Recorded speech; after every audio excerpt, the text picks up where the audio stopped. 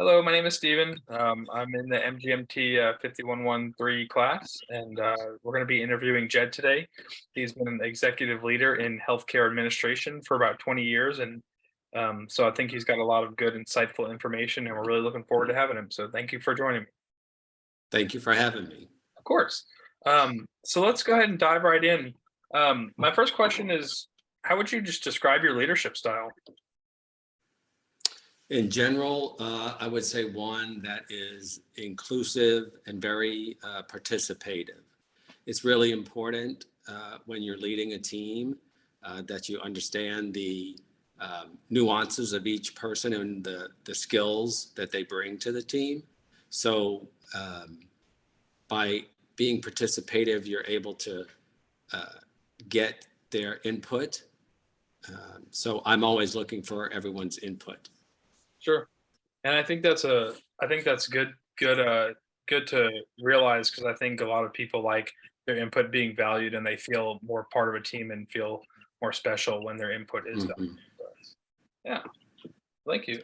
And in particular, when you're able to incorporate input into the outcome, then they see their work come to life.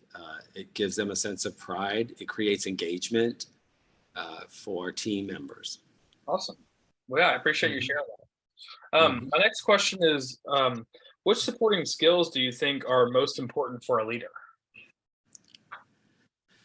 Uh, I, I would think my first one is listening. It's really important for you to be able to understand where somebody is coming from. As a leader, you're going to be interacting with people that report to you, and some not, but sometimes it's a personal conversation that they want to have and share personal information or insights. And then it certainly could be about business, but in both cases, listening is key. It's also important to be able to respect the person's opinion or their position on a matter, and to be able to have a healthy conversation about it, even if you disagree with what they're saying, because all viewpoints really matter. So, Yeah. No, I appreciate that, and I think listening is really important. I think we can tell as people when someone's not listening to us and just kind mhm, of ready to say the next thing. And so I do think it's important that listening, specifically active listening, is a good mhm. attribute. So thank you. The other thing too is, excuse me, the Yeah. other thing too is communication. That everybody, you can find anybody that say they don't get communicated with enough. And so that's something that a leader needs to consider. Am I communicating the right information? Am I communicating it to the right audience? And then how am I communicating it to them? Sure. Thank you. Thank you. Hmm. So my next question would be, how do you manage a conflict situation? I'm sure you've dealt with quite a bit over your years Hmm. as an executive and kind of working your way up. And how have you learned from each situation, and how do you manage those Hmm. types of situations? I'm going to go back to the answer I gave in the last question. The first thing is listening. And in this case, it's listening to both sides if it's two people that's having conflict. Understanding, again, where each person is coming from in order to be able to sometimes mediate between the two people and to help one person maybe understand the position or the rationale for their position uh, is sometimes key because people sometimes they can't really see outside their own world. And so Mhm. sometimes it's just a third party who's objective and neutral that can help break down the walls Mhm. between individuals when they're having conflict. Mhm. So listening is key. And then being able to help someone see whether or not their position is being if they're rational, or maybe they're not being so reasonable Mhm. about what they're talking about or what their issue is. So it's about getting people to talk to one another. It's about communication. I think that's key when we're talking conflict is we have to get people talking to one another again so that they can resolve whatever the issue is. I can't resolve it as the leader, but I can facilitate their resolving it. Sure. So I think facilitation plays a big role in Hmm. kind of managing those conflicts and making sure that each person's side is heard, because ultimately we want our sides to be heard. Hmm. And then, like you said, having a third party be able to kind of come in and help show people, hey, am I being rational? Am I being irrational? And Right. And usually that's the last resort, I would say, is if I step in as a mediator. My first reaction to somebody who's having conflict is, are you talking to that individual first? You don't need somebody else in the room, Mhm. but if you've not even tried to talk to the person, then you're really not helping yourself to have communication at, at all other times. Because as a leader, you can't be overseeing everyone 24/7. Sure. They need to be able to relate to one another and be professional. So, it's key that leaders encourage people, first try to talk it out between the two of you. Sure. And then if they're not getting anywhere, then that's where sometimes they need some mediation Sure. to help them. Yeah, good answer. I appreciate that insight. Hmm.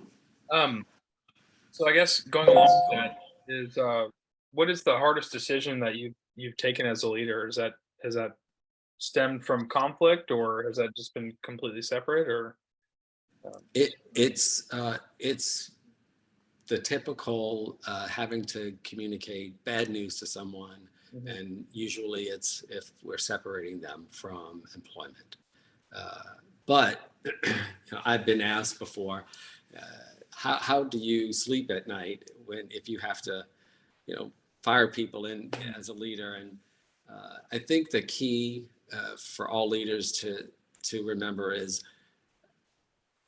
when you have led through a situation correctly, then people are making their own choices. And what by that I mean, if you're identifying something in someone where they're not meeting expectations, then it's important that you're communicating clearly what your expectations are, and then communicating when they're not meeting it, but also what can I do to help you? That's also very important to help you get to meeting expectations or even exceeding.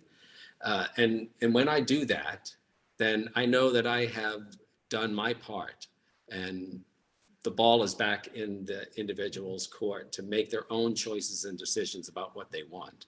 So by the time we've gone through a couple of times of Right. asking somebody or pointing out someone where they're not meeting expectations, at some point your communication with them has to be, this is not really going well, and uh, it could lead to your separation. And so when that happens, I want to feel like I've done all I could Mhm. before that to help the person succeed. Yeah. No, and I think that's good that you can't take that blame on yourself, that you've given them the tools to rectify Hmm. their behavior or help them succeed. And at the end of the day, Right. if they haven't made those proper adjustments, then yeah. So That's right. I That's like right. it. A lot of people sometimes don't want to take responsibility That's true. for That's their true. own actions. That you can see that in personal situations, Yep. and that's just the way people are. But as a leader, you have to separate yourself from the personal emotion sometime, Yeah.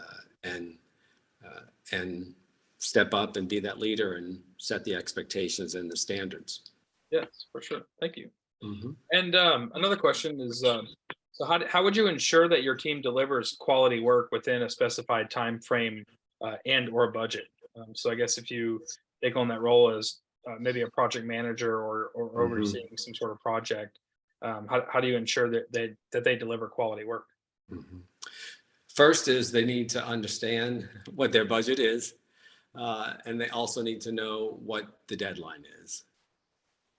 That's first step. Mhm. But along the way is to be able to be having regular check-ins with the team or the team lead Mhm. about progress, setting key milestones. You know, this should be completed by this date. along the entire time frame to help you stay on track. And when you have regular reports as to the status of the project and understanding if they're moving forward or not, then it helps me step in when I need to, sometimes to remove barriers that's prohibiting their progress. So it's being in regular communication with them and understanding the priorities that they're having, but also what are the barriers so that I can help ensure that they're meeting the goals and the deadlines and staying within budget. Yeah. So it sounds like kind of like giving them deliverables and kind of giving them checkpoints, and then you're checking in. And sometimes they may not know what type of barrier, why they're not meeting a certain deadline or a certain milestone, and you're kind of there to help them kind of figure that out. So Right. And I think it's another reason why when earlier when I said being inclusive in terms of the style of leadership is because, again, when you're in the midst of something, sometimes it's hard for you to see what's right in front of your face. So it's always good to be able to um, have somebody else be able to look at it from the outside and help you. yeah, well, very good. And I think we have time for one last question. I think that's going to be, how would you boost, or how have you boosted in the past your team's morale? If you've noticed that your team is down, what have you done to kind Mhm. of improve that and pick their Mhm. spirits up? Well, first is recognizing it and being able to step into it. And that means acknowledging it to an individual or the group and seeing what they might identify first as an issue. And then I can work to help solve it or resolve it. But also recognition. We have to maintain recognition for people along the way when they're doing a good job, when they're staying on time and they're meeting budget. It's important to recognize people's efforts, especially when they've gone above and beyond. Mhm. Yeah, I think we like to have that positive affirmation, and not only Hmm. being corrected when we're making a mistake, but also that reinforcement of good behavior and keeping on track there. So that Hmm. I think that's Yeah, and one of the things to remember though, as a leader, is when you're leading and managing different personalities. Everybody likes to be recognized differently or mhm, communicated with differently. And so you have to be a little bit of cognizant of a person who may not like public recognition and how might you adjust your recognition style to what fits them. mhm. Yeah. Well, Jed, I really appreciate your time, and Mhm. you have a lot of expertise. You have 20 plus years of expertise in the executive leadership roles, and I think it shows. And we appreciate your time and your answers. And yeah, so Happy thank to help.